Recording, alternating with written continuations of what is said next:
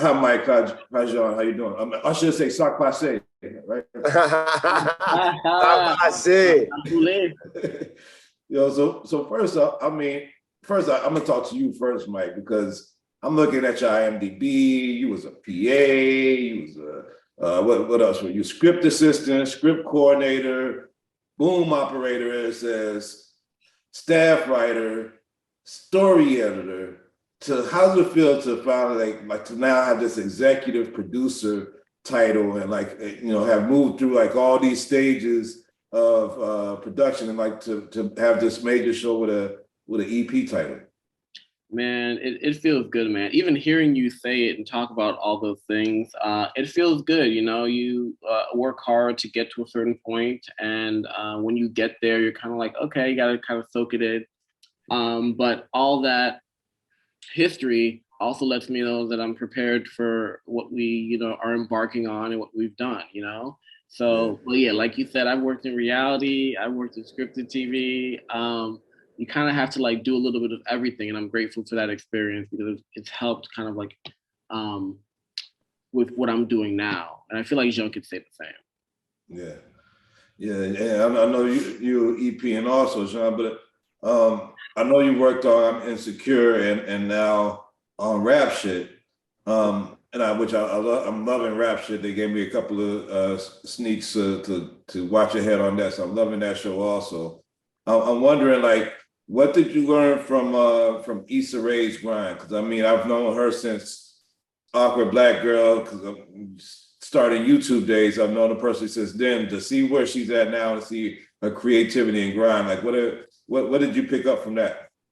I picked up how to wear multiple hats on one project, she literally EP'd, she's writing, she's acting, she's wearing multiple hats on her own project, Insecure, and being able to see her do that in real time was a great way for me to like segue into what I'm doing now. Right. Um, but it's also like I'm inspired by her, but at the same time, it was something that was in me when it came to like creating my own content from the very beginning. It was just being able to see someone actually achieve what she was achieving and doing what she was doing. To also know that I was on the right path in the creation of projects, what I was doing with my production company, Send Help. I mean Bassett House beforehand. Yeah. Um, I don't know the story when I first, started reading the description and getting into the first episode. It brought to mind Will Smith for me, which I think is like people don't really talk about this side of what happened at the Oscars, but there's a lot of people that had projects attached to Will Smith that was coming up that got pushed back, that's not coming out now or whatever. And it might have been like, young actors, whatever, that was just getting into their groove. And they was gonna be in this big Will Smith movie, and he does something, and now this is canceled or pushed back. And the Yeah. effect that show cancellations can have on somebody's career. I mean, I don't know why that came to mind first. I know that wasn't the goal of it, but I just started thinking about that. Like, yo, cancellations could have like a trickle down effect, and I mean, what do you think about that?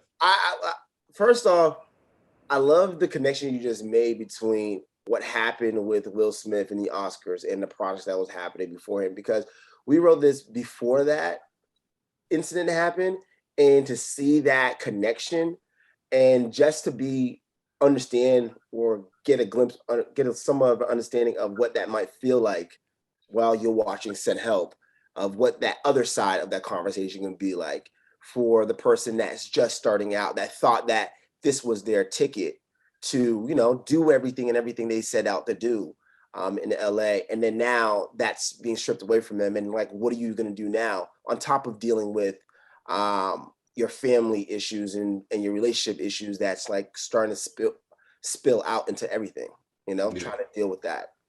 yeah. Mike, why was it so important to include this Haitian American culture in this show? Like what, like give me that background. Oh yeah, man. I mean, first of all, we're both Jean and I are both Haitian American, so we, you learn very quickly in this business to write what you know. But also, Jean had a story to tell. He had a perspective that was interesting, that deserved to be explored, and that's what we did.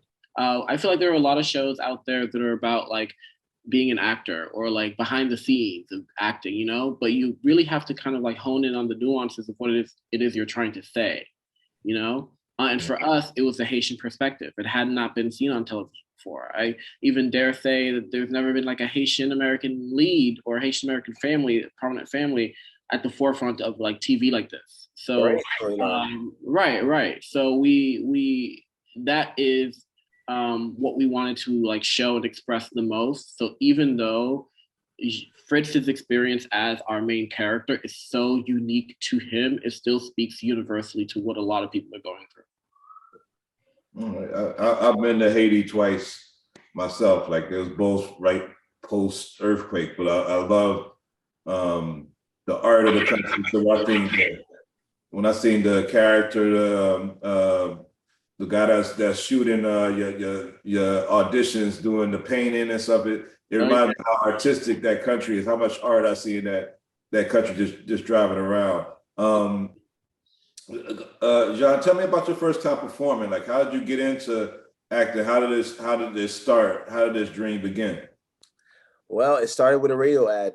Literally heard a radio ad and thought that I was going to be a reality star, because that's basically what that reality ad was sending me to.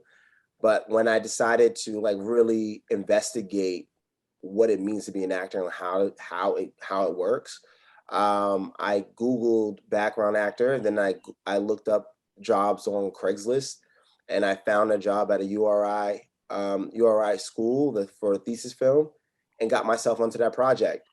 I thought I was just going to be background, and then they ended up throwing me into the lion's den, and caused me to do improv for the first time. I didn't know what improv was, but end up doing improv within that scene. The scene was set up like a AA self-help group. And by the time we were done, they were like, you should probably do this more often. And they saw me in that. So it allowed me to like, further pursue that journey and start my process. And then I made the move to LA shortly after, like probably a year or two after my brother passed away. And started hitting the ground running by going to acting classes and figuring it out. Is your cell phone just attached to you? Because there's so many text and cell phone interactions on this that my girlfriend, I was screening I think I was on episode 1 or 2. My girl was like, oh, who keep texting you? Who calling you? Because all these things. She's like, what's going on? Is this really a part of your life? Are you like, is it all day your cell phone is just banging on you? Like, cell phone is constantly banging, so therefore I put my phone on do not disturb. My phone stays on do not disturb. My fiance hates it. Yeah, I mean, social media plays a major component on the show because it's just such a large part of our everyday lives, So we really wanted it really kind of plays its own character. Mike, how did you get started with Black Boy Rights? I mean, it seems like